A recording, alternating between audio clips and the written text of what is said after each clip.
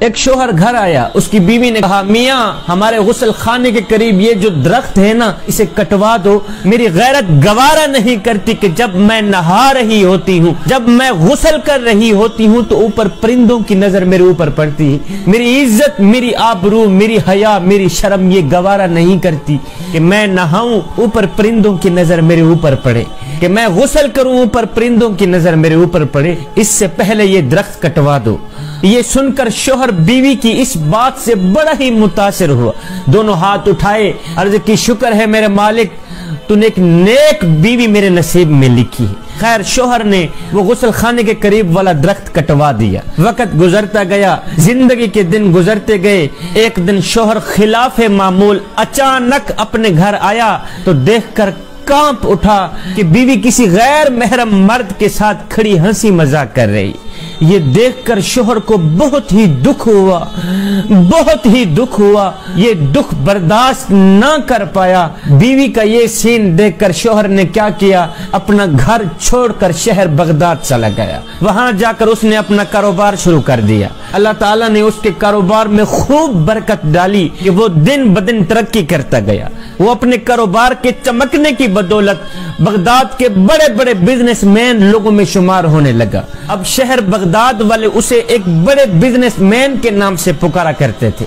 کم ہی دنوں میں اس شخص نے اتنی ترقی کی کہ بغداد کے کوتوال تک رسائی حاصل کر لی۔ ایک دن کوتوال کے گھر چوری ہو گئی، پولیس نے مجرم کا سراغ لگانے اور پکڑنے کی بہت کوشش کی مگر ناکام رہی۔ اس بزنس مین نے دیکھا کہ کوتوال کے گھر ایک شیخ آتا جاتا رہتا اور کوتوال اس شیخ کی بے حد عزت اور تعظیم کیا کرتے تھے، لیکن اس بات سے بزنس مین کو سمجھ نہیں آتی تھی کہ شیخ پورا پیر زمین پہ رکھ کے نہیں چلتا تھا، آدھا پیر زمین پہ رکھ کے چلتا تھا، پتہ نہیں کیوں۔ آخر شیخ پورا پاؤں زمین پہ رکھ کے کیوں نہیں چلتا؟ جب اس بزنس مین نے کسی سے اس شیخ کی وجہ پوچھی کہ شیخ پورا پاؤں زمین پہ رکھ کے کیوں نہیں چلتا، وجہ کیا ہے، تو اسے بتایا گیا کہ شیخ پورا پاؤں زمین پہ اس لیے نہیں رکھتے کہ کہیں کیڑے مکوڑے نہ کچلے جائیں۔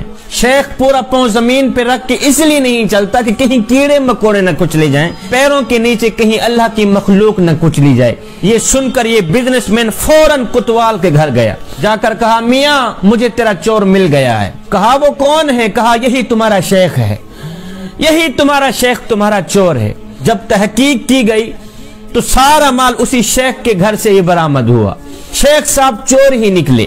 کوتوال نے اس بزنس مین سے بڑی ہی حیرانی سے پوچھا کہ میاں ہم نے تو کبھی سوچا ہی نہیں تھا کہ یہ شیخ بھی ایسی حرکت کرے گا، تمہیں کیسے معلوم ہوا، تمہیں کیسے پتہ چلا کہ یہ شخص چور ہے؟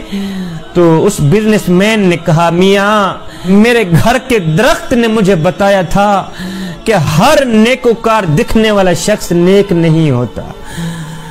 میرے گھر کے اس درخت نے مجھے نصیحت کی تھی کہ جو لوگ ضرورت سے زیادہ نیک نظر آنے کی کوشش کرتے ہیں نا، عموماً وہ لوگ نیک نہیں ہوتے۔ مجھے کسی نے نہیں بتایا، بس مجھے اپنے گھر کے اس درخت نے مجھے نصیحت کی تھی کہ ہر نیکوکار دکھنے والا شخص نیک نہیں ہوتا۔ جوانوں، یہ ایک حقیقت ہے کہ کچھ لوگ فیس بک، سوشل میڈیا کی حدود تک ہی با اخلاق رہتے ہیں، جبکہ حقیقی زندگی میں ان کے شر سے رشتہ داروں یہاں تک کہ اپنے گھر والے بھی پناہ مانگتے رہتے ہیں۔ اندر سے اور ہوتے ہیں، باہر سے اور ہوتے ہیں، اندر سے فرعون، باہر سے درویش، اندر سے منافق، باہر سے مومن دکھائی دیتے ہیں۔ جوانوں، نام لیتے ہیں وہ حسین کا، نقل کرتے ہیں یزید کی۔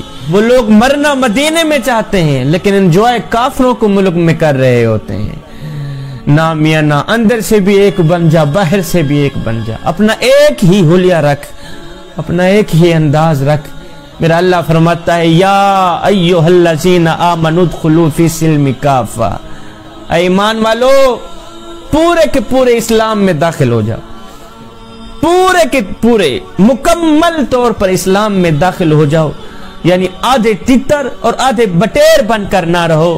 اگر کردار یہی ہوا تو پھر مثال وہی ہوگی کہ دھوبی کا کتا، نہ گھر کا نہ گھاٹ کا۔